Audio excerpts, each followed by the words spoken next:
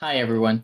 Welcome back to Bufnagle the podcast, where we explore entertaining and enlightening discussions of the adventure of life and all things good. From science and technology to history and philosophy to leadership and success. We hope to give you a better understanding of the world and skills for everyone to pursue their own adventure.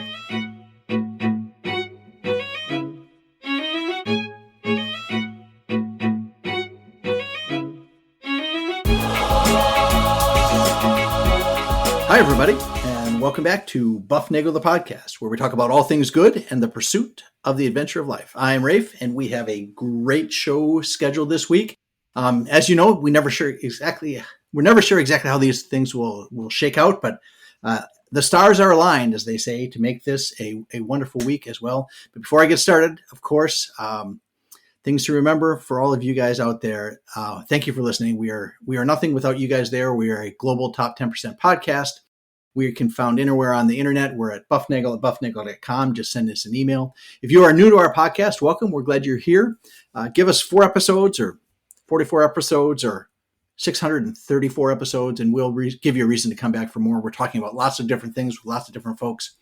And so surely something will resonate with you. And remember, tell a friend to listen, and you will get a free episode. And if you subscribe and leave us a 5-star review on Apple Podcasts, that helps us a lot. It helps us so much that I get pudding, Zach gets brownies, and Harry gets chocolate chip cookies. Today, we have the distinct honor and privilege to be joined by a big brain smart head, a guy I've known for, I'll bet it's been almost 20 years now, mostly through the internet and some message boards that we met on a long time ago, and we've continued conversation since then. I've purchased some books out of his library recently, and they will help me maintain contact with the rest of the great world that's out there. Our big brain smarthead is a world-famous egg collector, a former actuary. Michael Lee Round, how are you this evening? I'm doing great. Thanks for having me.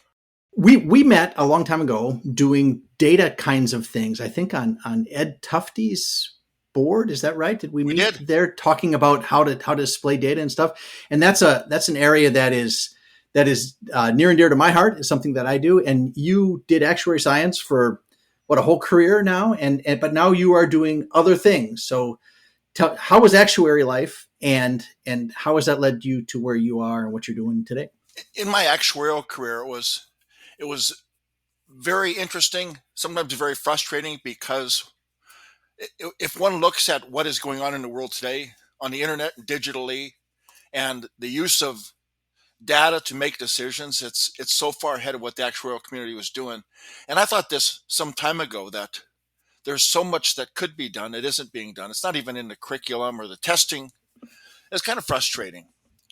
And you see the most popular occupations now are data analyst, or how to make sense out of things. And that's really where I find joy in living, really, is to make sense out of things that either don't make sense to me or I don't even understand in the first place. Yeah, so that's a lot of what we do here in this podcast, right? We have esoteric questions or thoughts or things that we're worried about, studying the calendar and history and understanding how things got to be. But so you get to act. So I'm not sure how many people know really what an actuary is, at least in you're a math guy who worked with. Was that an insurance company thing? Is that where you worked? Primarily health and life insurance, yes.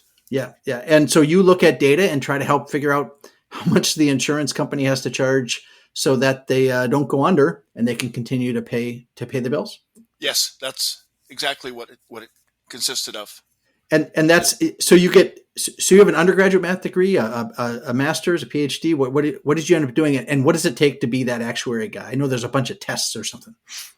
There is a bunch of tests. I had an undergraduate degree in math from South Dakota State. And after graduating, I started at a local insurance company, or not local. I moved to Kansas City and started working at Blue Cross. And there's a testing regiment that one has to follow. Then it was 10 tests. 5, you become an associate. The next 5, you become a big brain smart head actuary? A big brain smart head. See, I stopped after 5 because 5 associate allowed you to sign federal documents, state documents, and regulatory documents. But it also, this was about 1992 that I became an associate. And at that time, I realized this isn't what I want to do for my whole life, and I don't see that these tests are helping me become more smart. So that's when I went to pursue my master's degree in math from local university, UMKC.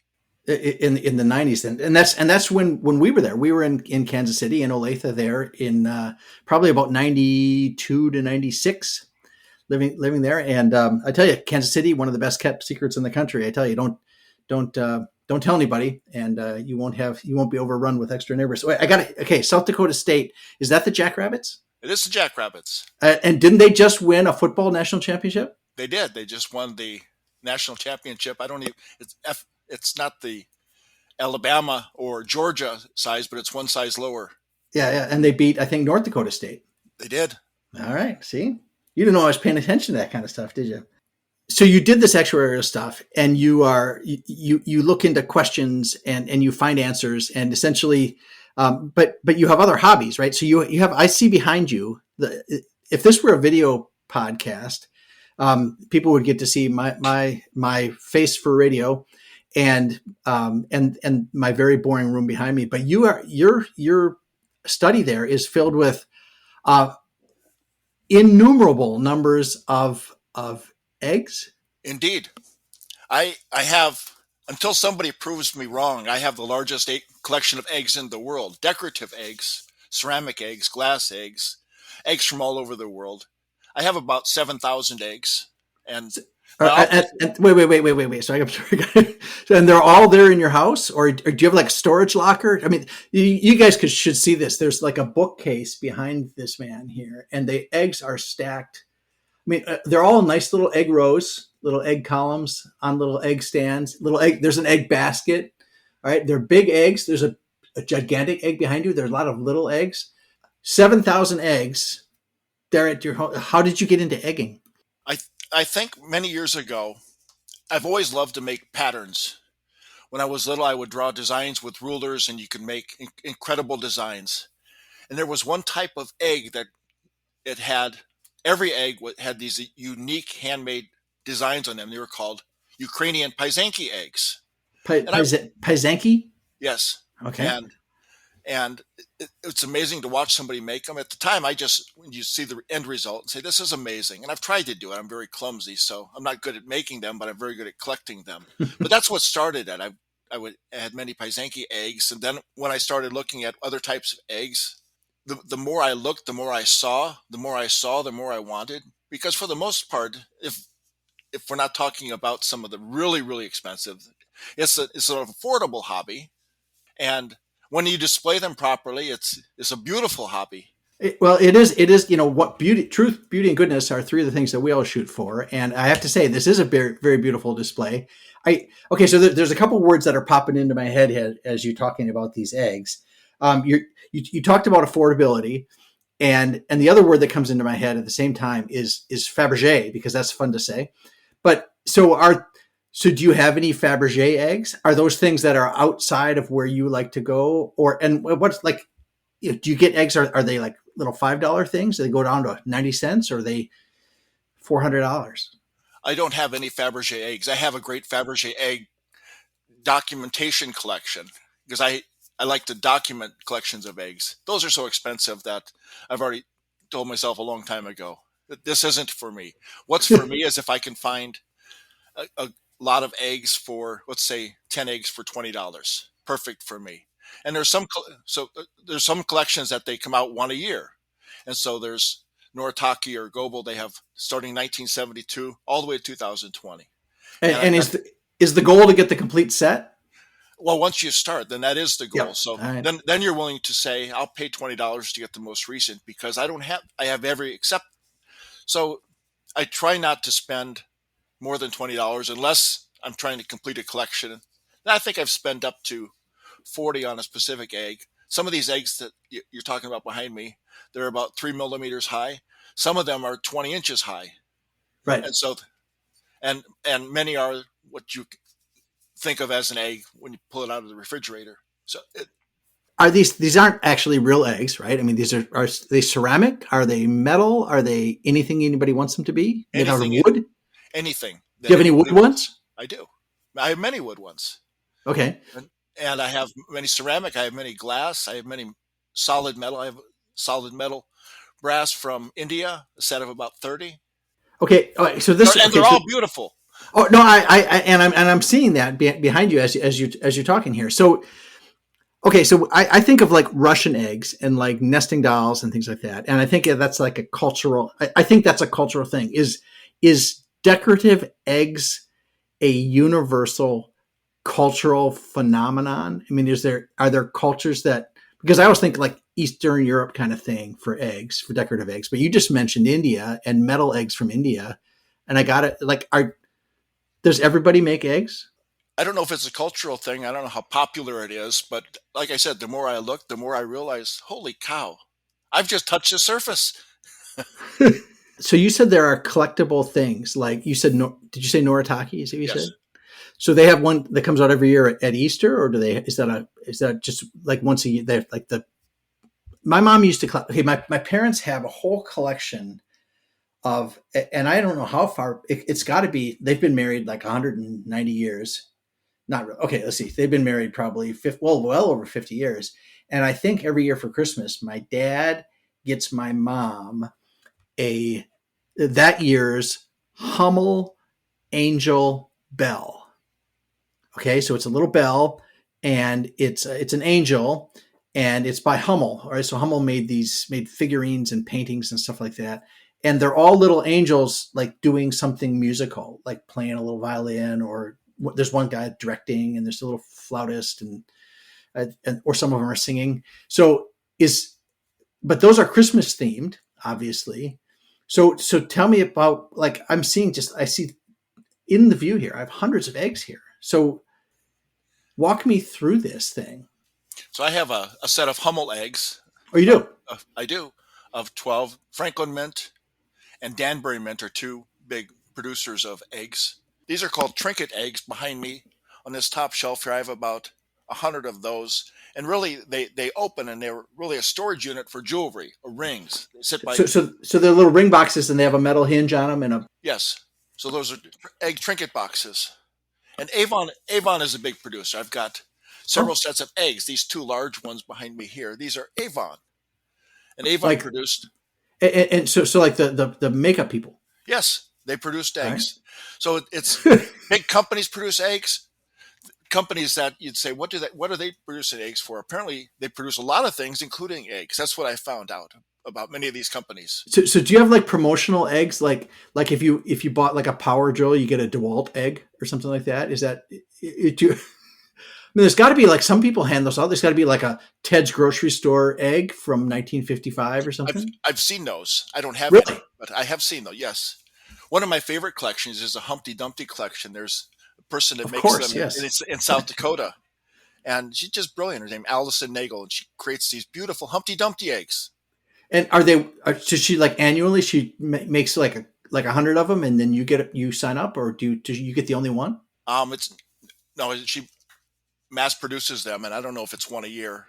I just know that she's got a ton of them, and they're all incredibly unique. Wow. All right. So the individuals, companies, it's unbelievable, and it's incredibly fun. So now, is this a spousal thing as well? Does your wife do this? Like, get you an egg every year for your birthday, or does she like let you do your own thing, or she says no, you should buy this one instead, or My I used to collect all sorts of things, so my wife was highly supportive of me divesting in all of my collections except eggs. so do they do things? I mean, because like you said, those little ring ones, they hold things, but I Yes. gotta believe there's other ones like little tops maybe, or little like I don't know. I could imagine you get like State of the Union eggs, or you could get. Do they do things as well, or are they solely decorative? Like a pencil sharpener egg, or I'm thinking like I don't know, There are coin paperweight egg, banks. coin bank eggs. All right. Yes, and you bring up the president. There's annual Easter egg roll, and Yeah. the president then puts out a series of 4 or 5 wooden eggs and one glass egg. That I've got many. I've got about 100 of those from different years. Wait. Okay, so let's say Eisenhower's going to go out there and he's going to do the Easter egg thing, and so out there amongst all those kids running around on the White House lawn, amongst the regular eggs, there's also special eggs. No, I think they just somebody off to the side produces them, and it's White House gift shop you can buy, and then people down the purchase chain on eBay shows up that here's 4 eggs from 2016. Here's 4 eggs from 2020. And they start off at maybe $50. Maybe you can get them for 30. And there's usually one glass egg that sells for $20 to $50. Wow. Like I said, the more you look, the more you find. It's unbelievable.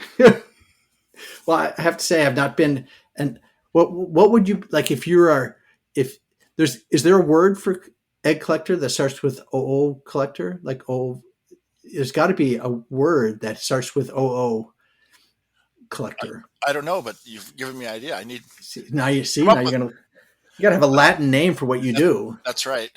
If not, we'll make one up. We'll pretend we're in medicine. Okay, so egg collecting is not all you do as a big brain smart head. You also are you do research into things, for lack of a better term, you do research into things that people generally don't bother asking, but you find interesting to find out. I'd say that's a good way to describe it. I'd say I probably have two hobbies. One is egg collecting. The other is doing research on things, sometimes miscellaneous, sometimes incredibly focused. Let me give you an example how one usually starts. Yeah. This is from the earliest that I can remember when I was little. I used to read these books. They were called Punt, Pass, and Kick Library. Strange but True Baseball Stories. Oh, I had all those books. Wait. Furman Bisher wrote Strange but True Baseball Stories and Strange but True Football Stories. And yeah, those were great books for kids. I had a whole set of those. So there was, it wasn't Strange but True Football Stories, but it was greatest football games. And then there was another one. And I remember reading about the 1958 NFL championship game between Baltimore and the Giants. It was the first time the game was really publicized, televised. And I remember it in a game that went into overtime. Baltimore wins. It was 17-17. Baltimore wins in overtime. But I remember reading in one book, it says the Giants won the coin toss. They win that. Baltimore kicks. The Giants have it. It's third down. They don't get a first down. And they punt. Yep. I've got another book right next to it. Same scenario. Giants win the toss. They receive. Third down. They don't get it. Fourth down. And the book says, unwanting to give Baltimore possession, they go for it. So wait. So the two books had competing stories about a game that was on national television. And I remember at the earliest age thinking, well, this can't be right. I mean, there's something wrong here. One is saying they went for it. One says they punted. And this story kind of haunted me my whole life. And that's how a lot of the research starts with, is me thinking this person said X, but this person says Y. This person says the temperature is 40 degrees. This person says 60. This person says eat meat. This person says eat vegetables. Eat eggs. This inconsistency, it kind of haunts me. Now, and so where does that lead? Most of the time, I've found that when it haunts me, but I don't do anything, then I really don't care. So let's suppose that I care. And so 1958, I mean, it still bothers me. This was when I was probably 10 and I'm now 59. Yep. So recently I said, I wonder what really happened, because things change the internet and you can find the actual game on YouTube. So you watch the game and I think, here it comes. And they punt. I think finally, resolution. Now, that's not much of a research story, because all I did was look it up. But now I'm kind of curious, because I'm learning a little bit about the game, what all happened. And there's a couple things that happened that really lead to just incredible stories. One is, at the end of overtime, Baltimore's driving. United throws a pass. Wait, at the end of the game or the end of overtime? End of overtime. Okay. And so, again, first game being televised by NBC. Wait, and this is, for what, if I remember this correctly, this is the first NFL sudden death overtime game, because otherwise they would just end in ties, right? But this was a championship game, so you got to have a winner, so they go to sudden death overtime, right? I think it's the only one that's gone.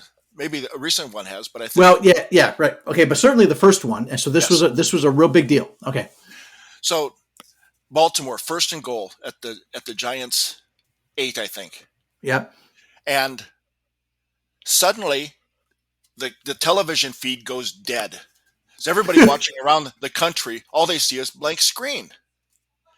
And apparently what happened is the screen goes dead, and somebody in NBC office is screaming, somebody do something, because we can't have Baltimore score and nobody see it.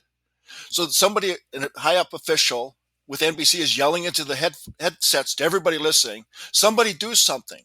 Now, there's a guy on the field working for NBC. He's an executive. He's also a statistician. Of course. He runs across the field. He's running up and down the field just swearing. And the police chase him. And the game stops, right? I mean, so the game stops for this, right? The game stops. That's why he did it. And it's amazing because he's yelling up and down. He's dressed in a suit, by the way. They call him this drunk guy. He's dressed in a suit. And he's running up and down. Police finally catch him. They miss one play until they realize that a cord has become disconnected. They reconnect just in time for second and third down. And third down, they score. But it's something that, a little known fact that I think of now when somebody says, somebody do something. I think of this guy. He laid it all. I mean, what would you do if somebody says, do something? This guy, without hesitation, just took off down the field. I mean, it's an amazing story, I think. Another one. Yeah. Well, okay, that in Super Bowl I, I think it was in Super Bowl I. Okay, Super Bowl I was broadcast on two different networks because one network had the AFL and one had the NFL, and they both were broadcasting. But something happened during halftime that one of the feeds went down. So the Packers kicked off to start the second half, and they didn't get that play. So they called down to the officials, and they told the officials, you have to redo the kickoff. And the officials are standing there going, who's going to go tell Lombardi that we have to redo the kickoff? All right. So they did. They redid the kickoff. They did it twice. The first kickoff didn't count. I mean, and not only that, but Lombardi and Tom Landry were the offensive and defensive coordinators for the Giants on that day of the 58 championship game. You're right. So there's all sorts of wacky stuff in there. All right. So tell me about another time somebody did something. Let me give you one more example from that same football game, because you just brought this up to me. So Baltimore drives. All they need to do is score first, and they're within field goal range. They're at the 7. They run a play, and you say, well, why wouldn't they kick a field goal? Right. Instead, Unitas throws a pass, a dangerous pass. They get to the 1 yard line. Why wouldn't they kick a field goal? There's the rumor, and if you research it, it's all over the place. Is the Colts owner had a lot riding on the game. He bet on his own team to win, but they had to win by 3.5 points. So a field goal, they win, but he loses all his bets. His name, Carol Rosenblum. He later became owner of the Rams. But like, I just found this out recently. I was just Googling this. Like, this is all over the place. It's not like one conspiracy theory. The point of a lot of this is it's amazing what you can find if you go just a little bit below the surface, what stories you can find out. That's what I find most interesting about some of the research that I've done. And it's not hard to really get a little bit of research there, right? To get more than you know. And there was, I talked about last week on the show, I talked about how long a day is and how to determine that and how we measure those things. And that is, a lot of that comes from, Wikipedia or, basicphysics.com or wherever you go for those things.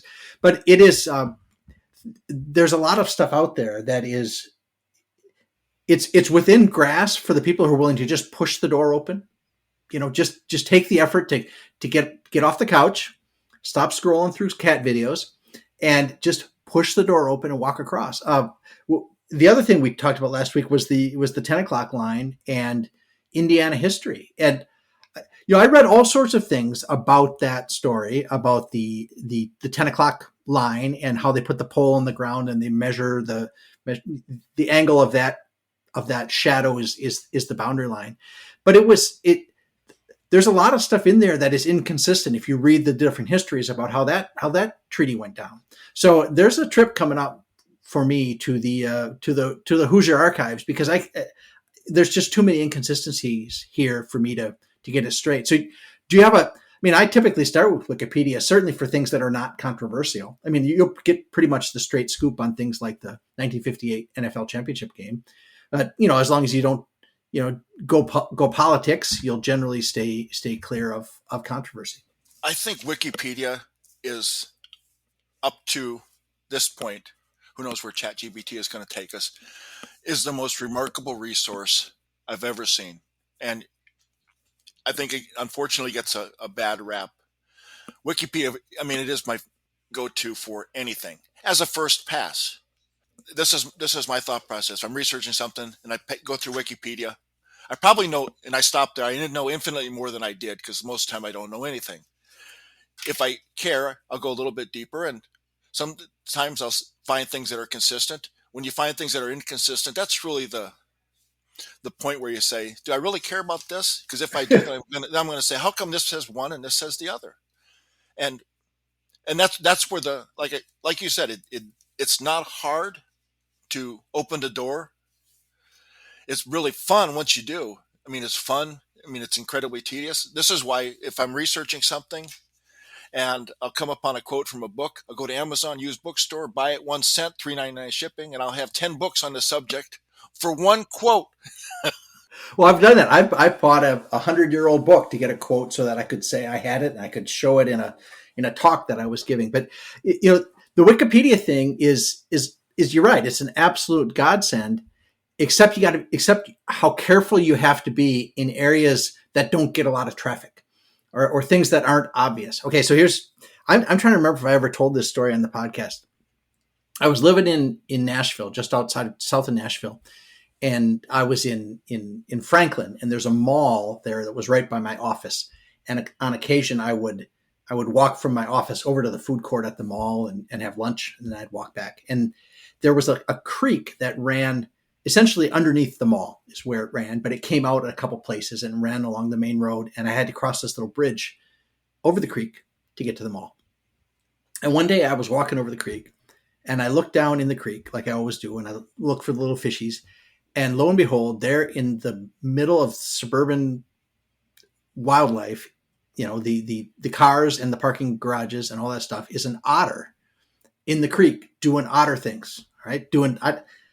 I don't know. They're kind of cute, and he kind of held his face in his hands. And I don't think he didn't have a clamshell on and lie on his back and crack it open with a rock. But there was an otter in the creek. So I pulled up my phone and got a grainy photo of it. And then he ottered himself away. And I was like, this is really awesome. Here I am in Nashville, or just outside of Nashville. And I don't think I've ever seen a live otter in my life outside of a zoo. I was really excited. So when I got to the food court, I started scrolling through my phone, reading about otters, and it says the otters range goes from X to Y. And it was like the boundary of the otters range was probably 500 miles from Nashville, Tennessee, right? There was no way an otter should be in Nashville, right? I'm thinking I really got something here. Either that's a pet otter that's escaped, which is an interesting story, right? Or it's a real otter. So I figure I'm going to call the Tennessee Department of Otters, or nature and plants and animals, the Department of Natural Resources, something. So I start calling around, and I tell people this little thing. I saw an otter in Nashville. I want to talk to somebody about otters. And I got transferred 6 or 7 times. And finally I get this lady in the county extension office there in Williamson County, or at the university. I forget what it was, University of Tennessee, I think it was. And I tell her the story, and I saw an otter, and she says, okay, so what do you want me to do? I said, well, I thought you would want to know because it's way outside of their range. And I thought they were extinct here and all this stuff. And she says, we have so many otters in Tennessee that there's not even a season for hunting otters. You can go take all the otters you want. We have so many, they'll make more. It's not an issue. And I thought, how could this be so wrong?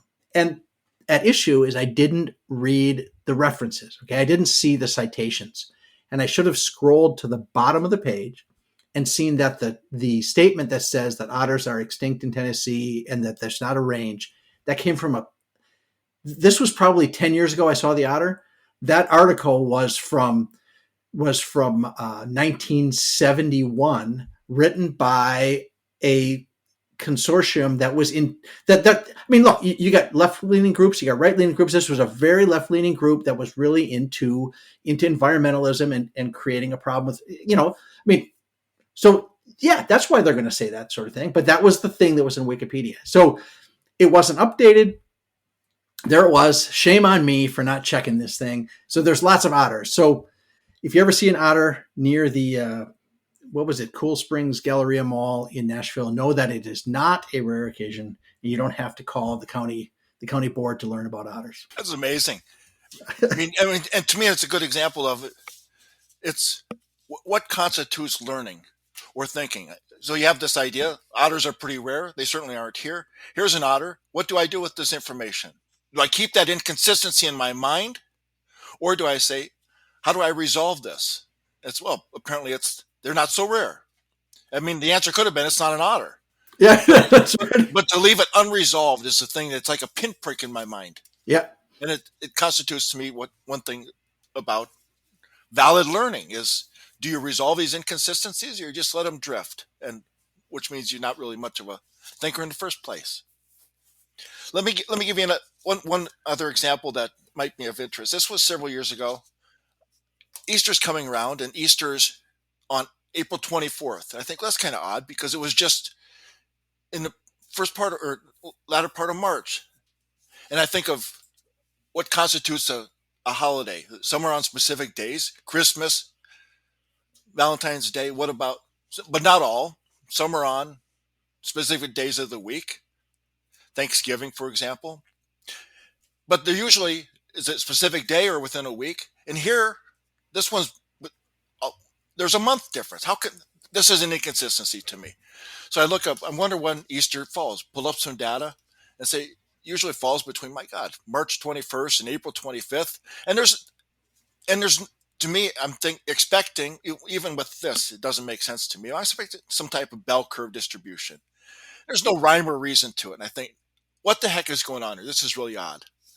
Do I leave it at that, or do I say, what's going on? So do some research and what constitutes, when is Easter? And get this definition that, okay, I read the words, but it really didn't make sense to me. So I create an Excel app that shows, here's the sun, here's the moon, here's the earth. I put them in orbit. And then it kind of makes sense to me that it's, when is Easter? It's, here's the spring equinox. That's the starting point. As soon as that's the clock ticking. Now, when's the next full moon? Bingo. Once we hit the full moon, then it's that Sunday. And it's first Sunday after the first full moon after the spring equinox. But now the question is, which calendar are you using? Are you using the Gregorian calendar or are you using the Julian calendar? And then the next question, and I have a book on this somewhere in my archives. It's the first full moon taken when? Is that on the day in Jerusalem or is that on the day in Rome? All right. So it suddenly gets even once you have that answer, it gets even more complicated. So no, you're right. That's that's worth digging into. And it is, there is a rabbit hole warning here, because once you open the door and you head down the hole, then it goes on forever. So I do tell myself there's a stopping point. It doesn't mean it stop forever, but for the research purpose of something, you say, what I want to know is this specific thing right now. Maybe later on, go down a certain path. I mean, even in, of course, doing this, I collect all this data. Here's full moons, here's Easters, all this data. And then I see a note that says, what's the length of the lunar month is 27.3 days. I'm thinking, well, that's odd because I've got the data right in front of me and it says 29.5. There's an inconsistency here. I mean, do I leave it at that, or I see one is sidereal, one is synodic. I think, okay, yep. And I hate word descriptions, so I go to my animation and I say, so let's suppose the Earth is moving, and I can see, okay, now I see why it's 29. Because if the moon or the Earth wasn't moving, it'd be 27.3, because the moon is just going around the Earth. It's because the Earth is moving that these two are different. So I make sense out of this inconsistency. That's the key thing to me. Yeah, that is I had heard that before. That I had heard, I guess, when I look back, because I learned exactly the same thing in the last 2 weeks, prepping for, I did, the episode I did on how long is a month, right? And why do we have months, and why is October not the 10th, not the 8th month? Why is the 10th month? And I saw exactly the same thing. And I thought to myself, it took me a while to get there. How can this be that some of them say 27, some say 29? But you're right. When the Earth, when you start measuring how long the month is, and when you stop measuring how long the month is, the Earth is in a different place, and therefore the face of, you're always seeing the same side of the moon, but a different part of the moon is being fully lit. Right. So the moon it's moving around you, right, as you are moving. So therefore, it takes longer for it to get fully lit. So if you measure time from um, the actual orbit versus what you see, like you said, sidereal versus synodic, that's you get two different measurements there. And now you got to ask the question, which one do I want to use and why do I want to use it? And how can I put a rocket on that thing and make it so I don't miss? An observation from all of this is that at the end of the day, I think I've become a pretty good storyteller on a subject that at the start of the day, I didn't know much about at all. And take a person of average intelligence and make them still maybe a little bit above average, but it is so amazing to learn with very simple thinking processes. And once you start to prove to yourself that, my God, I can do research. It's not just a matter of Google, watch a video, and at the end of the day, what have you done? Well, spent 5 hours on the internet. What do you have to show for it? Not much. Okay, let me tell you one quick story. Yeah. So it's not just about random things. It's about sometimes current events. So Kobe Bryant's helicopter crashes Yeah. January 2020. And I do a lot of research on this. How could it crash? I watch all these videos, and it's amazing the expertise that goes into some of the Yep. videos. And I watch this, and people say he needed to get to his girls' basketball game. Well, the pilot had canceled flights for famous people, so he was a very safe pilot. So it's not that he was in a hurry. In fact, they left early to get to a game. 3 hours later, it's only less than an hour helicopter. So he wasn't in a hurry, and he wasn't being rushed. He wasn't being pressured. And you do a lot of research. And towards the end of the flight, here's the part where you can hear the air traffic controllers talking with him. Yeah. And the inconsistency to me is there's cloud cover that's coming in, it's rolling in, that's different than before. And so you can see the windows closing on him. And I think if I was driving down the road and I encountered fog, I would slow down. Yep.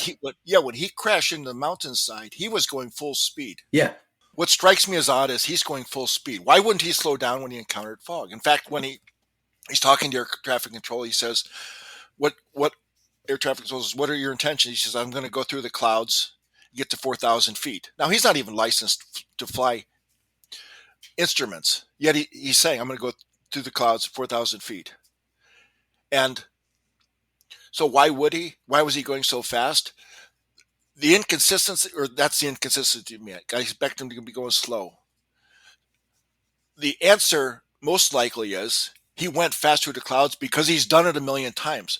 They all do it a million times. You go through the clouds because you expect to pop right out through the top of the clouds.